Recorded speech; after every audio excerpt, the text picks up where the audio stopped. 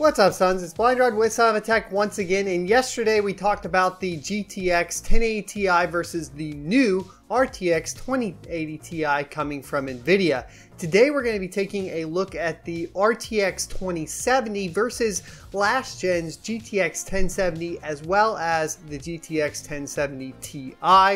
And we're just going to compare and contrast those statistics there. And a quick little hint here, I think this is the best buy out of the whole announced line, and I'll tell you why, and you'll see why right after this. Alrighty, so to start things out, we have the RTX 2070 that was announced by Nvidia, and we have all of the specs in a spreadsheet that are coming up right now for you to take a look at. Feel free to skip the rest of the video or listen to my opinion at your will. But I'm going to just rattle these off real quick. The RTX 2070 has about 2304 CUDA cores compared to the GTX 1070, which has the 1920, and the 1070 Ti, which had 2432. It's interesting to note that the 1070 Ti actually has about 30 more CUDA cores than the 2070. That being said, it is a new architecture. However, when TSMC was talking about the new architecture, you have to keep in mind that it's not really a new architecture. It's just an improvement on the previous manufacturing process, which means it might be optimized enough to actually put the 2070 ahead of the GTX 1070 Ti, but not by much. Moving on to the boost clock, the RTX 2070 Founders Edition is coming out of the box with a 1710 MHz core clock or boost clock, while the GTX 1070 had a 1683, and the GTX 1070 Ti had the same 1683 out of the box. That all being said, it's not something that I'm expecting, once again, much of an improvement over, as far as if we're talking about core clock and core performance between the CUDA cores. I know some people in the comment section previously had mentioned that yes, it is a 12 nanometer process, but if you go read from TSMC what their opinions are on that, it's more of a kind of optimization of that manufacturing process, the 16 nanometer. So it's not like we're seeing something or a big leap forward like we would here coming up with the 7 nanometer manufacturing process. Moving on though, the biggest change here is going to be the memory speed, which is why I think the 2070 comes out on top for improvements over the last gen. As opposed to the previous generation where the 1070 got GDDR5 while the 1080 and 1080Ti got GDDR5X, the 2070 will be joining the rest of its line with GDDR6, which is awesome news. That does mean, yes, its memory speed is going to be 14 gigabits a second, which is quite a bit more than the previous generation's 8 gigabits per second. And I think this is why, in my humble opinion, the best GPU Nvidia announced is also the one you can't pre-order. But I wonder if there's a reason for that. I'm curious. Moving on from there, of course, you're going to have 8 gigabytes of it, just like you had in the previous gen, and you will have the same bus width.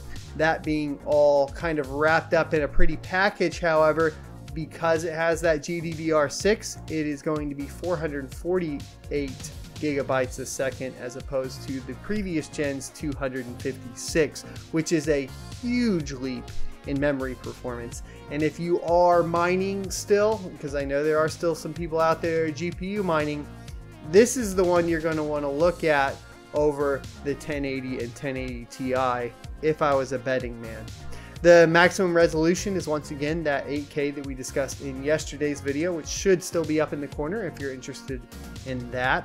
And we do get a USB-C connector or display out for the RTX 2070. Pretty awesome stuff. Now moving on from there, the GPU temperature is the same as the rest of the line, at the maximum being at 89°C, so it will start throttling around 89 degrees Celsius. However, the power of the card, or the power draw, drops to 185 watts from that 260 on the 1080 Ti. That being said, it's still 35 watts more than the previous generation's 150 watts on the 1070 and the 180 watts on the 1070 Ti, or even 5 more watts over the 1070 Ti, which I found interesting, and that's all done with a single 8-pin connector. So we could feasibly get some cut down 1070s right off the bat. Of course, that die is really large. If you guys haven't seen pictures of it, I'll try to throw one up. I'm a little worried about form factor because I know previously with the Pascal line, it was pretty feasible to start putting these things into laptops, and because of the size of this, I think it's going to be a little bit more difficult to do that than it was on Pascal, which is just something I noticed right off of the bat. Wrapping all of this up, the reason the RTX 2070 compared to the rest of its bigger brothers is a better option or more appealing option to me is that a lot of people are still on 1080p, and that's fine.